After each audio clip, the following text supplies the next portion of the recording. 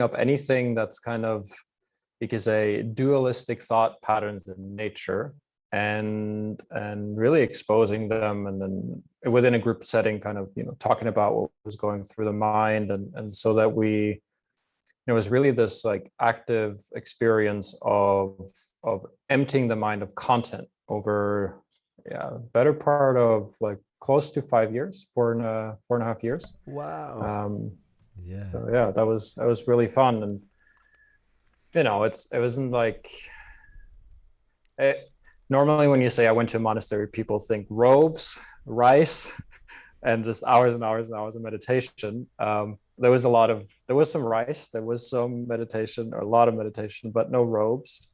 Mhm. There's both women and men there, and the pathway that I was on, or really still am on, is using relationships or anything that you relate to train your mind, right? Mm. To kind of undo fear patterns. And yeah, that's kind of why it also, like, for me, it leads into this with cryptocurrency or finance, because there's so much emotion there.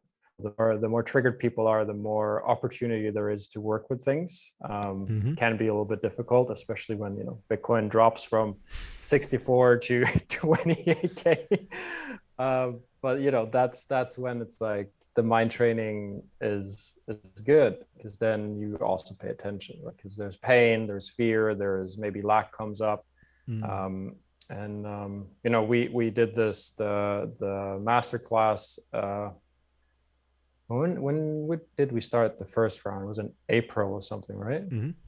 Like, it was before Bitcoin had this like massive top. It kept talking about, it's like, observe your mind, observe your emotions. This is like, work with your thoughts and all this stuff. And like, everybody's, yeah, yeah, yeah. But as Bitcoin is going up, it's exciting. It's like, it's positive feelings. And then, when it dumps, that's when you're like, oh shit, there's something to pay attention to here. Mm. And yeah, so I think for me, like, doing all of this is really just, it's like this, having gone through my own training for these 4 or 5 years, and beyond that really, but like this condensed training period of 5 years, you just start functioning differently, right? It's like you function from a different space, and there's just this desire to share and extend and really strengthen what you've learned, because it gives a different experience. It's like a tangible difference in lived experience from day to day. And it's like, you want to use your skills, you want to use your abilities. And so for me, that's that. Yeah, makes Yeah. so much sense. It's the perfect training ground. You know, I think that it is such an emotional thing, these highs and these lows. It also obviously taps into our greed because it's to do with Yeah. money and making all the 100x or whatever it is, which also taps into our baseline survival. If you look at Maslow's hierarchy of needs, just like, can I get food? Can I get a place to Yeah. shelter and that sort of thing. So it's very primal as well as being esoteric. It's like, oh, it's the metaverse or it's cryptocurrency, it's technical. It is that sort of high level evolved thinking, and our imaginations and our potential to tell stories and have community. And yeah, also this idea of missing out, that tribalism. I think below level, we could call it, say, level one, which is the basic personal survival, and then you come up to what could be considered level two. I've done some work around the idea of the energy centers and the associated characteristics or behaviors around those. So in that particular learning, which was the Spiral Institute, they went from the idea of level one being that basic survival, and level two around the sacral is to do with community and tribalism, and being belonging and also not being kicked out. And so I think that's part of the FOMO, is when you hear that, like, oh, everyone is starting to do a particular thing. Oh, one sec, it's just saying that there's something wrong with the Twitch stream. We're still recording, so yeah, I think it's going to resync itself back up, but we'll keep going because the recording's still happening. So yeah, I guess when the FOMO comes in, it's this idea of like, everyone else from the tribe knows something that I don't, and we want to be in on that. So yeah, it just seems like a perfect training ground for all this. Yeah. Absolutely. What is the Jam packed. yeah? What's the Finance, body image, and health and relationships. Those are like four major areas that we can use for training, for sure. yeah? Definitely. Let's have a look. I'd love to bring across the the charts now and just have a look where we're currently at, just seeing if it's FUD or FOMO or somewhere in between. I'll bring this across to the screen to share here. So for those of you on the stream here, we can see this is a Bitcoin today. We're up to 65. So as we can see, we were down around, at the beginning of October here. We've been experiencing a little bit of a dip, and now we've had this really exciting time. A lot of people think we're blowing off top. We're on the major run. We've had a bit of sideways movement recently, so we're sitting around 65. But it's still a very healthy looking position, particularly when we're moving out. If we look at previous highs, we're definitely now tipping the scale that we were earlier in the year. And you were mentioning sort of March, April, which is when we were running that initial masterclass this year. And so we're actually, broken up through that initial phase of the tops there with Bitcoin. Ethereum, similar rise up and up as well. So a lot of eyes on those two, obviously. And looking at a few others. So basically we've had over the last 2 or 3 months this substantial rise. So if you picked up anywhere from September, October, there was this definitely a turn in the ignition, this, Solana, AVAX, a lot of them had this particular moment where they really took off from somewhere where they were a bit stagnant, this dip around our winter or the northern summer. And now we're up around these, all-time high areas for a lot of coins. And of course, we also had the metaverse ones jumping right up. So for example, Sand, boom, up here. This was in November, around the time of the metaverse or the Meta Facebook announcement. Mana, same thing, bam, just verticals happening here. Super Farm.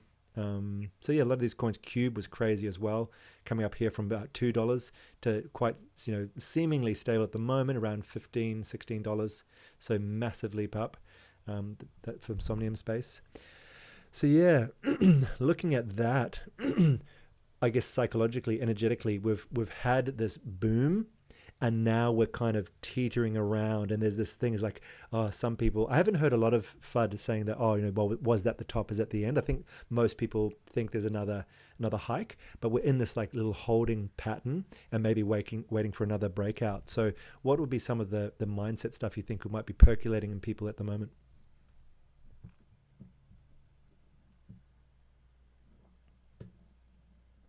If someone would be giving feedback if they're watching the stream, but I'd say uncertainty, right? It's like the excitement of the potential, the potential of it falling down, the fear of not, let's say, how do you say, actualizing your gains. Maybe there are some people that bought in at a top, kind of, being afraid that it's going to go further down. And so I think like uncertainty and excitement, I would say is like the general sense. Yeah. And I think if like one starts cultivating an awareness of like, how do I feel? Like, what's the quality of my thinking? What are my emotions here? That can really help, because otherwise, we're just kind of functioning with whatever's coming up in us. And so, the reds, like the chart might be red one day and it's like 64.9 and, you can feel that anxiety, or it's like 65.1 and you feel good. Like it's this, there is this potential to free oneself from the circumstance dependence with this, because even if Bitcoin is, $100,000 or $1, or if we react to the price, it's because we attribute meaning to it, right? It's like when Bitcoin hits this, then I will be free, or if Bitcoin hits this, then I have to continue working, or it's as if something outside of us has the power to dictate our life's experience. And I think that's really the opportunity to really look at and get in touch with, to see that's like, well, regardless of the price of Bitcoin, my nature doesn't really change. My nature, my presence doesn't change. Maybe the circumstances outside and the amount of money or the things I can do changes, but really who I am at the core, if I know who I am, that's the key. If I'm not confused about who I am, and then we can feel sort of calm about it. And also I would venture to say, you can start developing a gut level intuition where you see, it's like, do I really want to buy something or not? And is it time to sell something? And is there something I need to look at? Because if we have, associated maybe our self-worth or our experience with the price of an asset, to then have clarity and decision making is going to be very difficult. Because it's basically you making, like, there's uncertainty and fear. And so I think for a lot of people, people tend to pay attention when it hurts. Not when you're excited, not when you kind of see it's like, oh, all my dreams are coming true if Bitcoin reaches 100, 253, whatever the price target is, and what it will be at some point. I think for those that have kind of the presence of mind to notice that even excitement brings me out of center, those are the ones that are really going to thrive. It's this, like, people have a lot of focus on, like, I want to feel positive, I want to feel good, but good usually is associated to a circumstance, good about something. And if you can allow yourself to realize that nothing is either good or bad, it's only the judgments in our mind, the meaning that we attribute to something, that's really the key in my experience. Yeah. I'm interested to feel into this idea of, the neutrality. And I know that, with the Crypto Collective Masterclass, often thinking of having a plan. If you don't have a plan, you're going to come into circumstance of either FOMO, like fear of missing out, everything's going good, I better go in, and you buy it, at the top, or the FUD, fear, uncertainty, doubts, like, oh no, I was wrong in having faith in this technology. No, it's all going to go to nothing. Yep. And you pull out and you make a loss, all that sort of stuff. So having this plan with your percentages of profits to take, having your really well-grounded understanding of why you're investing in a particular project. And also we've talked about this last time with Troy, about this idea of no longer always seeing value attributed in comparison to the US dollar, because what we're looking at these charts, we're often looking at, okay, this is compared to or related to 65,000 USD, but a Bitcoin, when it loses value, and I know this is really obvious, but just to feel the difference, if you've got a Bitcoin and it devalues to 30K, you've still got a Bitcoin. You've still got that unit in that particular ecosystem. So if you understand the technology and the long-term value of it, the attribution comparative to USD actually doesn't even relate to any kind of up and down movement necessarily. So I think that's one thing that's really important. But I love this idea of even being aware that you're feeling that. A lot of people are so reactionary that they feel something and they don't even realize that their inner state has changed or their thinking model has changed, and then they're reacting based on that. So is there anything that you could briefly, just to put you on the spot, is there any like activity we could even do now briefly for a minute or two to attune ourselves to that inner awareness, to feel right in this moment what state of mind we're thinking from? All right, cool. On the spot. Feet on the ground, butt on the seat. And then if you can put your hands against your stomach, and if you will, open eye, closed eye, it doesn't really matter. Just taking a breath, noticing your feet against the floor, butt on the seat, hands against your stomach, stomach against your hands.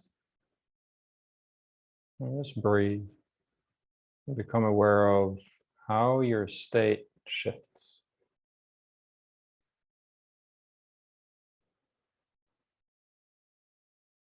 Noticing how you feel, giving yourself permission to feel however you feel.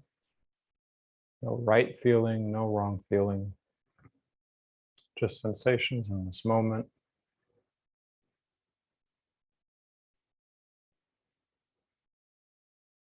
Noticing your hands, your stomach, your butt on the seat, feet on the ground. And just notice that you're here in this moment.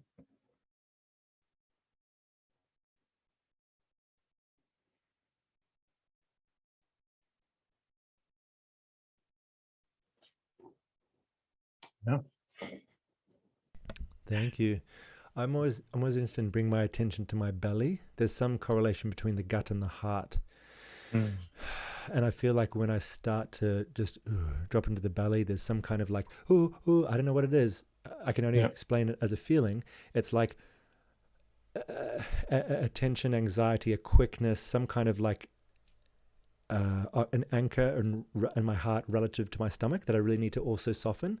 And for some reason, it's almost like an opposite. I go down to my belly, I soften, and my heart goes, ooh. I do another thing where I get people to do something rigorous, like rub their hands together quickly. And can you do that and soften your heart?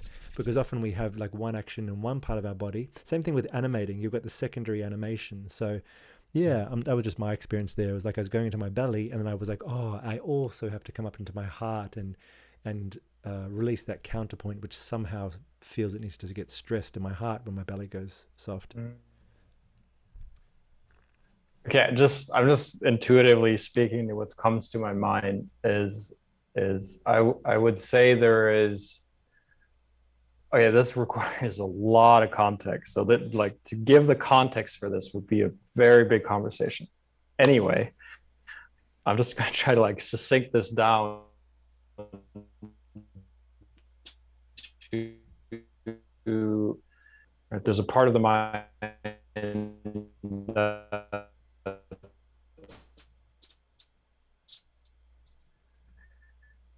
that so the level of where all these emotions come from, the fear-based emotions. Am I breaking up? You were, Or but you're can you back hear me? now. Yeah, you'll be back now.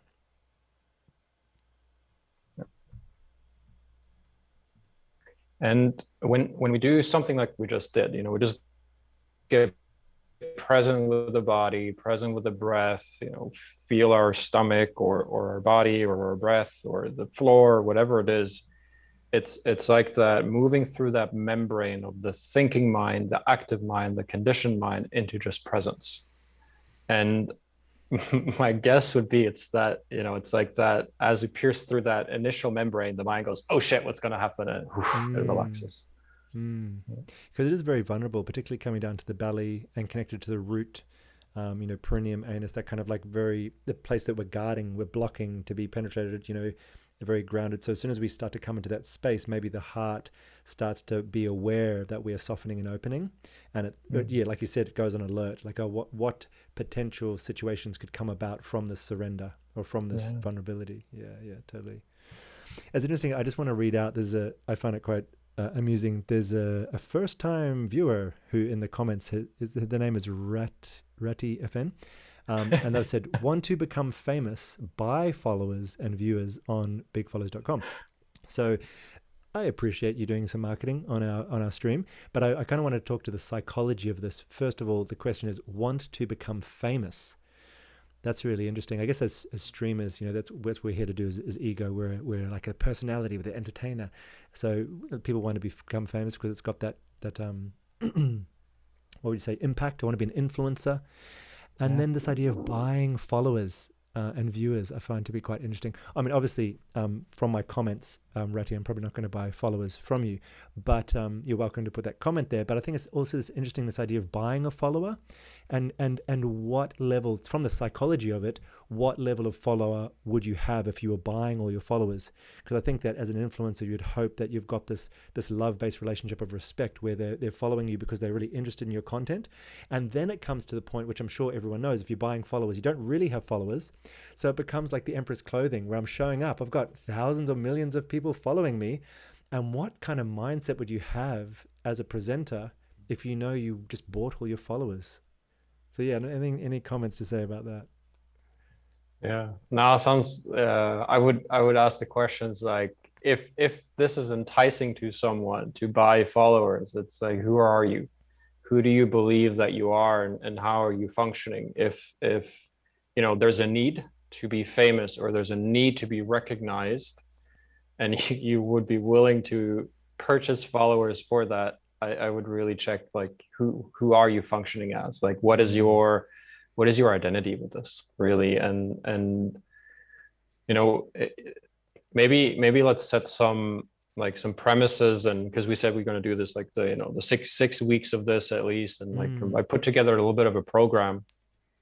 And it's we kind of we need like a foundation. If we really want to change our mind, if we want to train our mind, if we want to get into a different experience, we need like some foundational premises to really start relaxing the mind, the body, the heart, the soul, the stomach, like the whole system.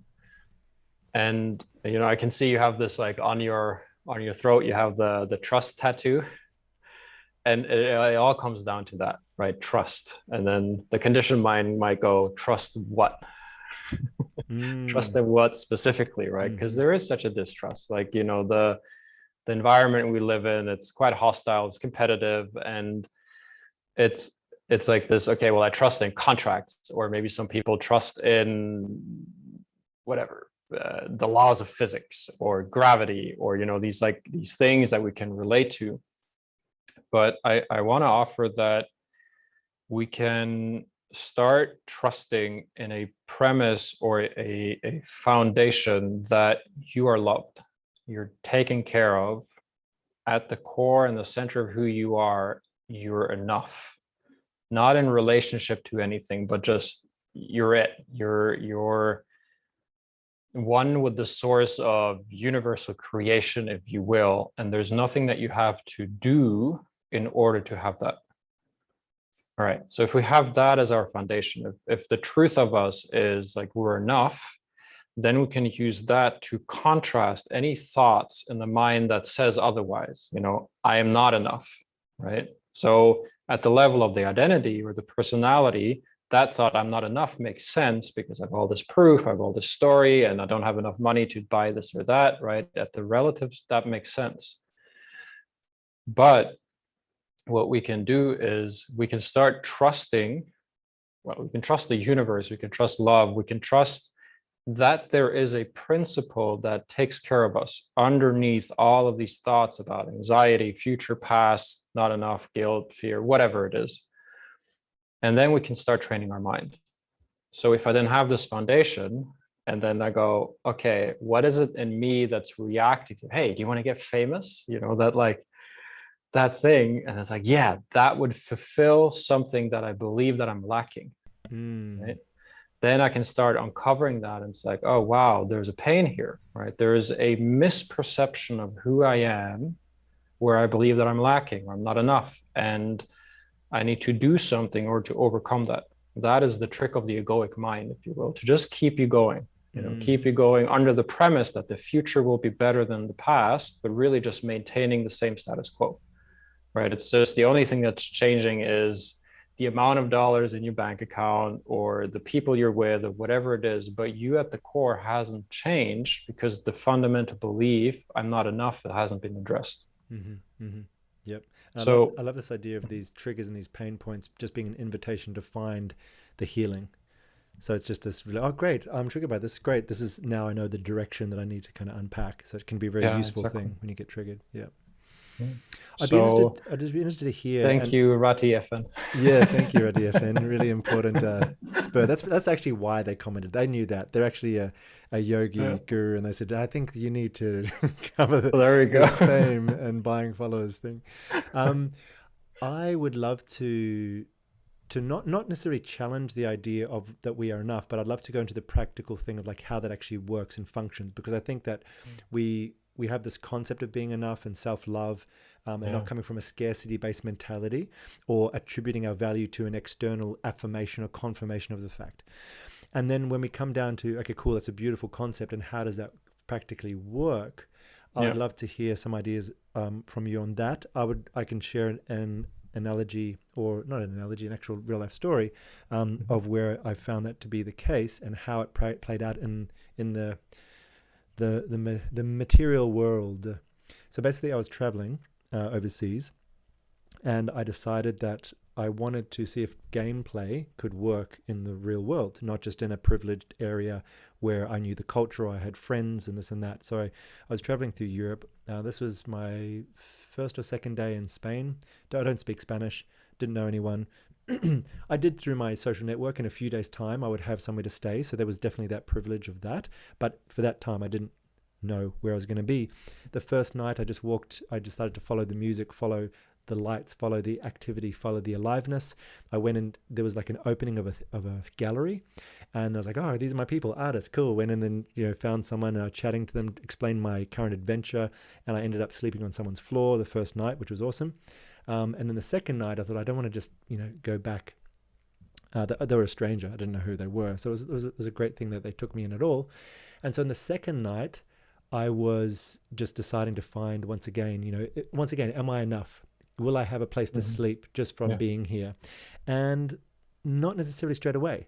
You know, it wasn't just necessarily the magic of like, oh, and all of a sudden there was a golden gate that just opened up. It took some participation. And this is the sort of thing, there's this responsive action. And when you start to think not into the predictable, like, oh, I've paid for this hotel, so I know, because that's a very mechanical transactional value. It's not that the hotel owner likes you or that you're enough. No, I've paid for this. I'm not enough. I've got to convince you to give me somewhere to sleep, you know? And so I wasn't going about that way. But at the same time, the magical flow of acceptance hadn't given me a bed. So I started going around and just seeing where I could go. So I was actually trying different doors and knocking and just seeing, you know, it's like if you're in a video game, it's like, well, where's the next interaction with the character? And there was a locked door, and there was another locked door. There's another locked door. All right, cool. So this is just all a block. I ended up sleeping for the first part of the night on a bench. And in the middle of the night, might have been 2 or 3, this drunk man, straggled, like big bushy beard, swaying, came and prodded me and spoke in Spanish to me, and I was like, oh, I think I'm on your bench. And then I also felt this kind of instinctual thing of like, if a drunk hobbling person can get to me while I'm asleep, I'm not safe enough. Like that caveman thing of like, have some self-defense here, like you need better better basics. So I was like, oh, cool, I'm gonna get somewhere high. So it was this idea of like, get up into safe quarters. And I ended up going once again, trying doors. And then eventually one was open. It wasn't like a personal private residence. It was a door that opened into the central, what do you call it, an atrium? No, the central kind of stairwell for another apartment building. And then I climbed the stairs and I went past all the doors of personal places, went to the landing just by the roof. And then I had my blanket and I kind of slept there for the night. So I was safe. It actually worked. Like it was, you know, there was this trial and error.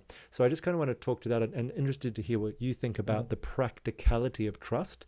And I guess I'm saying there's some participation. It's not always given to you on a silver platter, but there always is an offer. There always is a solution. If you just knock on enough doors and check enough yeses or nos, and you're willing to be rejected enough times, you'll eventually get that yes. Yeah, I love that. Yeah, that sounds like fun. So you said the concept of we're enough, right? And I think that's a key thing. Is this is not about concepts. This is about direct experience. It's to have the concepts we're enough. It's like, yeah, sure, yeah, you're enough, I'm good enough, blah, blah, blah. But if your experience is I don't have enough money, or you get FOMO in the market, or you know, you see price volatility and that influences you, that concept, that's just that's like I like what my teacher said in the monastery is affirmations is like putting glazing on a piece of shit. If your experience is not in alignment with that concept, you're still just holding on to an idea and it's not really integrated. And so we can use a concept like that to then challenge our mind to look, okay, what do I actually believe in? Because I am afraid, you know, I don't feel like I'm taken care of, or like I am enough, or I don't trust the universe, but I'm willing to challenge my own mind. Like I'm willing to challenge my conditioning. And then through that, with that willingness, really is when the universe starts prompting you, right? And it can be internal, it can be external, it can even be down to that, like, you know, oh, I want to get higher, right? So it's like there's an inspired thought that comes in that leads you in a certain direction, right? And the willingness to follow that proves how taken care of we are. Like you know, that there really is an intelligence that provides us with the clues that we can follow so that it can prove itself beyond the concept into the direct experience. I love that. And the more we do that, the more we can actually rely on that, and the more we actually see as an experience I'm taken care of. Like, you go somewhere and you go there because you were led there, you were prompted to go there, you were inspired to go there, and there's a purpose behind it, right? So everything starts getting with this purpose of really just following guidance, training your mind, and challenging your status quo, challenging your habitual way of thinking, so that you can free yourself into the direct experience of like, I'm okay. Yes, I love this idea. I really like the way you mentioned that was the inspiration was the clue. It's like looking at life like a game as I do and continue to frame it as such, is like, where has the game designer put the next clue? What's the puzzle piece? And I whether love it. that game designer is a divine external force, or it could be Yeah. my internal capacity of the mind to be a problem solving and pattern recognition device. It's my own intuition, whatever it is. Looking at the clues, Elizabeth Gilbert talks about the physics of the quest. It's this almost like gravity. It's this pull when you set your intention, and that can be also the setting the intention that I'm a victim. Okay, here we go. Like we'll prove that true, and you'll be looking for those things, but not necessarily always looking for God or the divine in the external benevolent Yeah. saint, but it can be a whisper in your own head. And particularly when you start to be acquainted, like you said, well, how am I thinking? What state am I Mm. coming from? That really starts to attune Yeah. our ear to that inner listening, and then we can start to decode these Yeah, clues that exactly. they're everywhere. Yeah, absolutely. Yeah. It's which voice am I listening to? Am I listening to the voice of fear, or am I listening to the voice of presence and love? And yeah, it's very, very practical. But Mm, you got to challenge your status quo in order to experience it, right? Because it's the mind that's conditioned, it's conditioned to stay in charge, and mm, it will comment, it's like, that's not practical, and mm, how am I going to pay my bills if I'm following intuition, and this is my life mm. circumstance, and all this stuff, right? It's really just there to, that's really the biggest challenge, is can I trust even though my conditioning says I shouldn't, and then start, strengthening my mind to look for the clues that prove that what my conditioning says is actually false. Okay, yeah, and I like that you said, I put it in the comments, this great question of, am I willing to challenge my own mind? And that, of course, is a huge decompartmentalization or discernment between the mind and self. Because if you challenge your own mind, well, then you are not your mind. You're holding a position external to the mind, which I think is such an important first step to any of this kind of mindfulness stuff. Yeah. So looking at the market and bringing it back to that, from all that we've talked about, trust, knowing we're taken care of, does that mean, cool, it doesn't matter what happens in the market, it just goes up and down, and at the end of the day, I'm fine? I mean, I think ultimate mental health It does, yeah. would be okay with that. But then how could we steer it? Like, for example, would we feel into intuition as to whether to do it? Or another way I sometimes approach this is trust myself when I notice certain symptoms or symbols of my elevated consciousness. So if I'm feeling positive, if I'm feeling clear headed, feeling inspired, feeling love driven, from that state, I'm like, cool, what is my knowing in this state of mind? And then people are like, Yeah. I'm going to go all in on Ethereum because I believe in the technology. I want to participate in the culture. I want to create NFTs, which are built on that. And I really think that I like Vitalik Buterin as a person, and whatever it is, from Mhm. that perception, I'm like, this feels good. And so I back that. The next day, I might be in a very different mental state. I'm like, oh my God, maybe not. And I think, what am I feeling? Which version of myself do I trust more? The one in that elevated state, which felt clear headed, or the one that's now in FUD, fear, uncertainty, doubt, and Yeah. maybe think, oh, actually, I'll pull my money out. And so that is one of the other techniques that I apply, is like, which version of myself do I trust? And then trying to just stick and be the two. One is the general, one is the soldier. When I'm in that knowing, I'm the general. And other than that, the soldier just takes the commands set earlier by the general version of me. Oh yeah, let's relay this to the market, and I think there's like a general misconception of this, like, the purity of spirituality, and like spirituality and money don't mix. And I think ultimately everything comes down to purpose. It's like, what are you doing this for? And if your purpose is to really experience life full on, like fully, not through the conditioned lens, but through, a healed mind, the general, if you will, the higher self, then anything can be used for that purpose. And I remember for myself in 2017, I had a perception of myself to be someone that's not good with money, that doesn't get it, that blah, blah, blah, I had all these like ideas about myself. And at the time, I started this mind training journey. I was like 19. I went to the monastery, and then so 2017, I was 28. So still like 9 years of mind training. Yeah. So the dates might be a little bit off, but anyway, 2017, and I kept having this thought: buy Bitcoin, buy Bitcoin, buy Bitcoin, buy Bitcoin. I was like, no, I don't buy Bitcoin because I'm so spiritual, blah, blah, blah, And at some point, it's just like, fuck it, buy the Bitcoin, right? And this is like, I think Bitcoin was at 7 or 8K or something. And nice. so bought a couple Bitcoin. And, first you think this is about me having money. So first the thought is like, this is about me having money. And then, the excitement comes, and then that, and it's like, wow, okay, well, this is actually pulling me out of presence. I'm getting pulled out of presence through this excitement. And then that didn't really feel good. It just feels like too much sugar, right? It's like sugar is tasty, and then you have too much, you start feeling sick.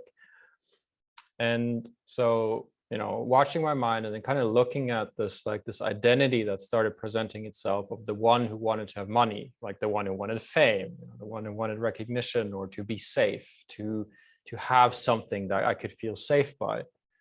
And so just letting that go, letting that pass through, and which led me to actually where I am today here in Thailand, where I went on this trip, and I had a breakup with my girlfriend while we were in Myanmar, and I went to Thailand, and I sat down at a cafe in Phuket, and I look over to my left, and I see some guy sitting on his laptop hacking away. I see ICO, I see something about cryptocurrency, and just because I bought this Bitcoin and started to get interest into it, led me into asking him a question. And it's like, what are you doing? It's like, well, I'm building this like eco resort system, and with a cryptocurrency and all this stuff, and this is actually where I am today. And that was Kevin.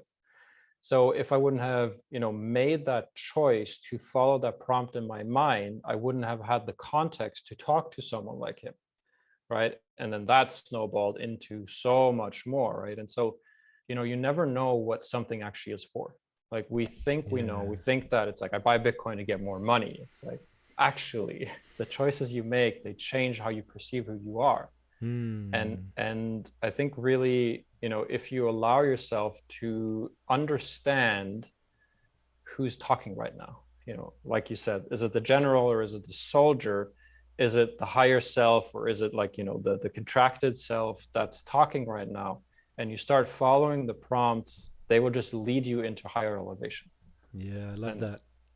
When I was traveling, I called it billboarding. Like you're driving along the road and you can see a billboard over there.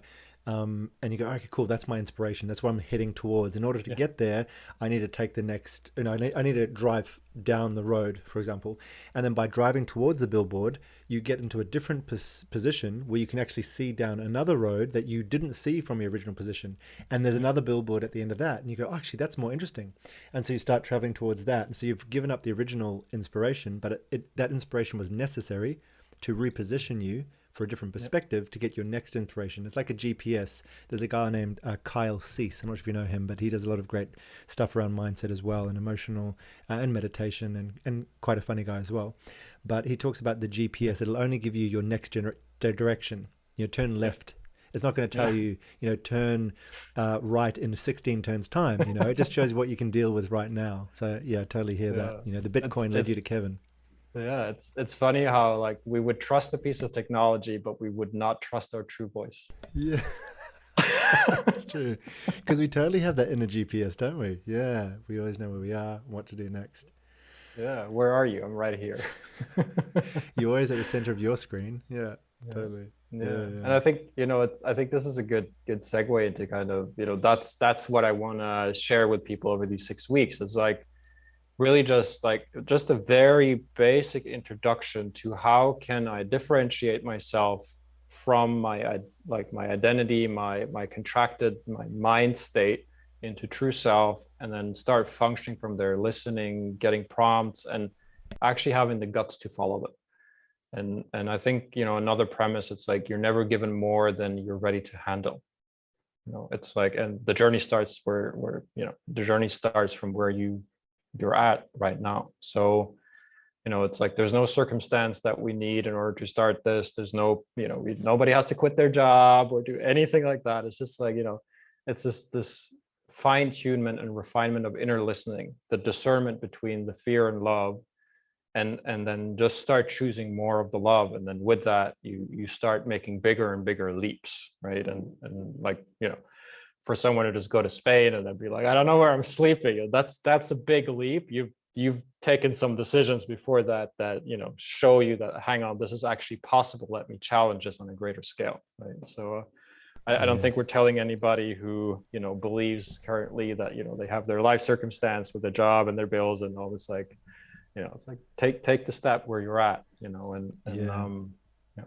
Yeah, start. I love that the three lines of start where you are, do what you can, use what you have, Yeah. and it's so empowering because I think often, the whole be, do, have sequence. We want to have before we do, before we can be. So I need to have $1,000 or 10,000, whatever it is, dollars before I can be an investor, or I've got to have this experience. I've got to have a certain body before I can do something to be someone who's in a relationship. We're always looking at that external thing before you can do. But when you flip it around to be, do, have, you just be yourself. You learn the true self you're talking about, and doing what is right in front of you. That's the only way to walk a path, is take the next step. So yeah, that makes it palatable and also within our realm, because I know we've all got an echelon or a tier that we operate within. I'm very aware that um, I have a sense of ease or creativity or expression that is maybe not above, but in a different state of capacity than some people who are like, oh, I wish, whatever, doing a Twitch stream. I wish I could just get on camera and talk free flow. That's one state. But then there's plenty of people who have freedoms and powers I don't think I have right now. Whether it be because they can, they're running a multinational company, or whether they are a certain level of recognition and impact in the world, they have certain money, whatever it is. And so I think it becomes a self-defeating quest to try and embody something that you're not. But as you say, you always got the next challenge that you have the capacity to deal with. And that's so empowering. It's scary because you got responsibility. It means you don't need to have the mansion before you can start having a home. You don't need to have $10,000 before you can invest. You can invest $5, $10, whatever it is. And that means like, oh, I've got no excuses now. I actually have to take action. So it's a real proving point. But I can come, and I guess this also links to the idea of how to deal with the downside as well. We've got a question here from your mate Ron, is the person's name in the Twitch stream, saying, do we have any tips or strategies about dealing with loss due to user error and preventing revenge trading to fix the mistake? Yeah, don't revenge trade. We had a Marcus, who is our in-house trader at Crypto Collective. He told us some funny stories about revenge trading, and it never went well for him. I think, ultimately it's this, it's what's under there is like the judgment against self, right? It's like, I made a mistake, and then all the judgment that follows that. And it can be quite intense to witness actually how much, I'm just going to say it as it is, how much self-hatred there actually is. Like underneath the happy facade and I'm all great, like there's an enormous amount of like self-hatred. And usually one doesn't want to face that. That's why change is so difficult. But to then look at, it's like, wow, the amount of judgment that I'm holding against myself, the amount of criticism, the amount of like lack of allowance to learn. It's like what I'm hearing in that question is, you made a mistake, you did something wrong, and it's that permission to fall. It's like, when you're a little kid, you start walking, you don't get down on yourself when you fall over, right? But when at some point we start adapting this idea that, I should never make mistakes, and don't do anything wrong, make everything right, and we just become like this robot trying to judge and navigate our reality, and it's like, what's the right thing? And ultimately, like, you don't really know what anything is for. And I think, if you can allow yourself to just really, start getting aware of the judgments in the mind against self, and you can join these 6 weeks of Mondays where we're just going to go deeper into this stuff.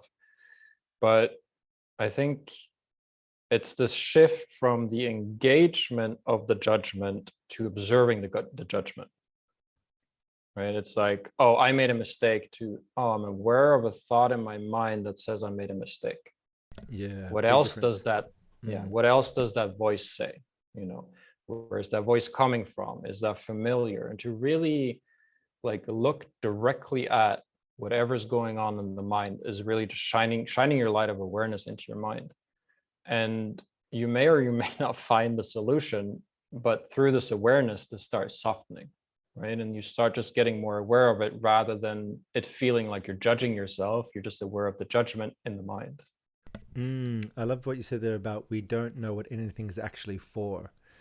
I've often thought of like, does the bee know that it is required to cross-pollinate flowers in order to perpetuate our ecosystem? Or does it just go like, oh, it might sense the color or the smell, or it might be trying to impress other bees, or it loves the queen, or whatever it is, it's How got many its followers own. it has. Yeah, how many followers? I'm going to get more honey because, they'll like me more. But I don't know. And same thing with human beings. Like maybe there's another role for humanity. We've got no idea. Like I think I'm going to drive up the road because I want to get food, or I'm going to travel to Thailand because it'll show whatever it is, whatever reward I internally subjectively think I'm going there for. But maybe all that's important for human beings is that maybe we're atoms, and as long as we move around, we're activating an energy source that the universe needs. Like we don't know the actual outcome of all we know is our subjective cultural relevance and context of like, I'm a person, I should go to work, I should have kids, I should do this. And so I love that idea of on some level of our psyche, not always, because that'd be pretty disorienting to not think anything meant anything, but to at those times when you're really down on your luck, to think maybe my point, as you say, in crypto wasn't to make money. Maybe there's an entire thing. Maybe I'm learning about technology. Maybe there'd be an economic shift in 5 or 10 years that I needed this experience in order to benefit from. So that's the one thing is I love that idea. We actually don't know what's really going on. There's some other, macro pattern playing out, and this is what's needed for that pattern to continue. And the second thing that I thought of there is about expectation. Obviously, expectation is a massive comparative thing which frames something as good or bad. I think right now in the crypto scene, we've got the privilege of being early, and part of the system that protects this space at the moment so that we can benefit from being early adopters is that it's volatile, it's technical and difficult, and you can make mistakes. No one's holding your hand.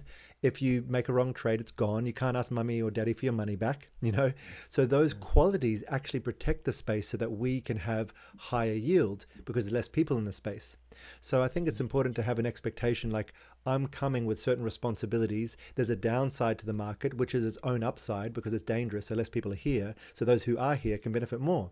And so I think that framing of it means that you kind of understand that occasionally there'd be like a wrong trade, but that money is going to go to someone else's pocket, which keeps them in the game too, so it's like understanding the nature of the beast and taking it as part and parcel of the bite of the donut, not to think, oh, what is this, it's a bit of spicy stuff I didn't expect. No, like you understand that's the nature of this thing and you enjoy every step because it's like going into the cold. If you think you're an accountant and you're having a cold shower or in the cold river, you might shirk it.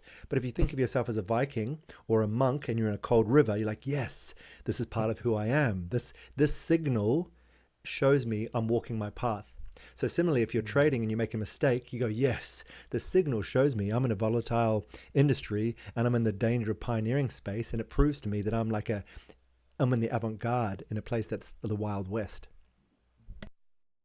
Yeah. Expectation, and I think also conclusion. It's like the habit of trying to always conclude, fit it into a box so that we know how to relate to stuff. That's there's a reason why I was in a monastery for 5 years. It's not because I'm slow. It's because this work is deep, right? Yeah. It's like there's so many layers to how we identify ourselves, and this like setting an expectation and then this habit of concluding what something means. This means I made a mistake, and mistakes are bad, right? There's like series of conclusions that happen, and it's not really required.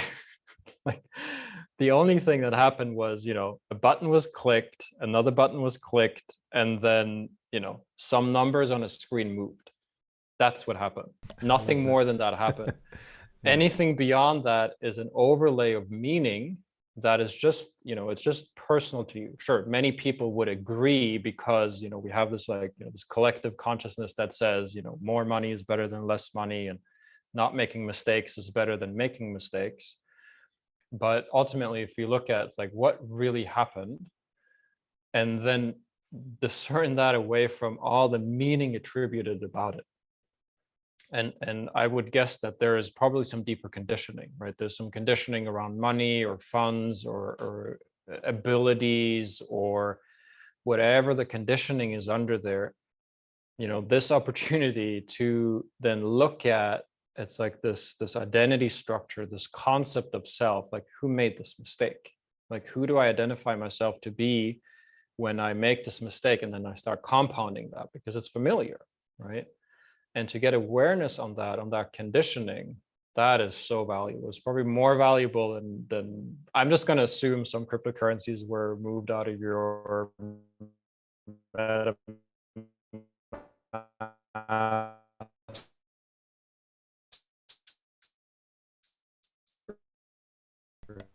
Seems you're breaking up a little bit.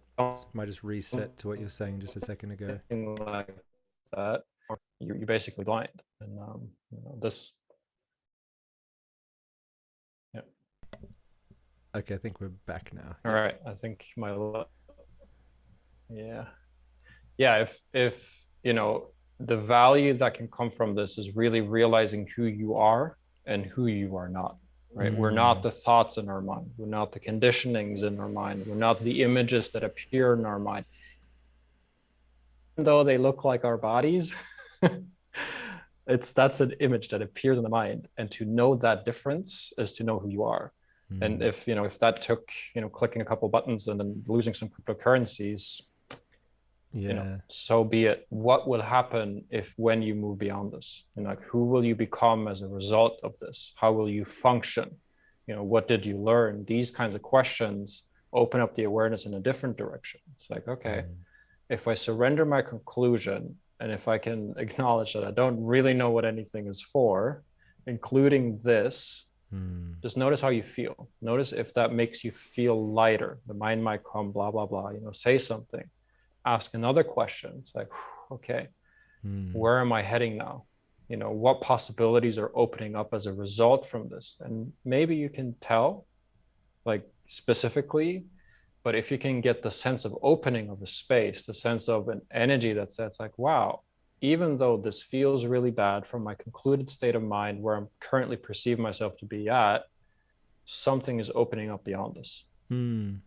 And then to start following that, that's that prompt that like, it's like where to sleep on a bench, don't sleep here, get higher. It's like following that internal nudge because ultimately that intelligence is part of who you are. The source of those prompts is not some external god or some external power. It's it's really the source of who you are. And we've got a feedback from the question originator saying, thanks a lot, fellas. I did the self-judgment, hatred, criticism, and expectations. You've left me with some great questions and ideas to think about. So awesome. Your mate Ron, very happy. You're welcome. Yeah. This is why we're doing this. Yeah, absolutely. And I really love that idea of the gratitude that comes from every lesson where you go, actually, that was needed to spur the next inspiration. So it's like, for example, the person coming and poking me in the stomach in the middle of the night. If that hadn't happened, which could have been dangerous or scary or whatever, I wouldn't have found the higher ground. So sometimes it's like physics, it needs a certain juice or power or combustion engine to then go to the next space to move on. Otherwise, we might just be jellyfish and can be happy and complacent where we are. So we sometimes complacent, yeah. Yeah, that kick's needed to keep us growing. Amazing. Well, we've been going for an hour now, so I think we've well and truly delivered, Yeah. hopefully, a very valuable chunk nugget. Also, letting people know that this is what we're going to be doing every Monday. So from next week, Kjartan will be delivering the 6-part mini course. We're calling it a meta course, beyond into the metaverse, and also this idea of a mastermind, mastering our own mind. So hopefully you can join us for that course over the next 6 weeks.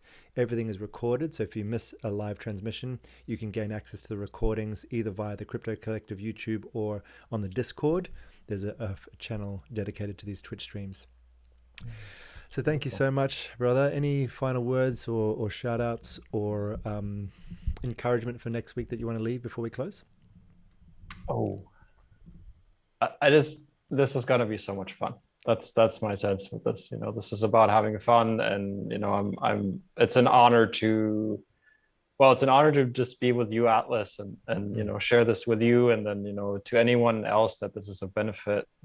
It's such a joy and an honor to get to share, and yeah, join us for our Discord, or like where our communication is Discord and Yeah, Discord. I'll put Twitch it in the and chat actually. I'll put an invite here. I'm going to go across here to this is our collective on the screen now. You can see the Discord. So when you join, there's this public forum area. You've got Get Started. You've also got videos to watch. There's an entire Build Your Future with Bitcoin free webinar you can look at. And then there's the CTV Twitch streams as well. So here's the previous editions that we're doing. So yeah, I'll also make a invitation right now, and I'll put it in the chat. You can add me on there. My Discord name is Sharktan. That's right, Sharktan. So if you just go into the the public, so that came off. Someone didn't understand how to pronounce my name, which you pronounce it Kjartan, and there was a lot of noise in the area. So she said, "What? You see your name Sharktan?" I was like, "Yes, that's my name. It's Sharktan." So I used it after that. Yes, I love that. And I was then joking about your area in Discord being called the Shark Tank, with all the that's good. Here it is. So I'm putting in the comments as well. That's an invitation to go directly to the Crypto Collective Discord. So thanks once again, Kjartan, for being here. I'm Atlas Talisman. This is now it's daily, the daily dollop. Tomorrow I'm going to be live here with Kevin from Crypto Collective as well, talking about the market. So I'll see you not the same time tomorrow, but I will also be releasing the regular program so we all know what's happening. So keep an eye out in Discord, and I'll see you all soon. Thanks so much, brother, for being here. See you. Bye.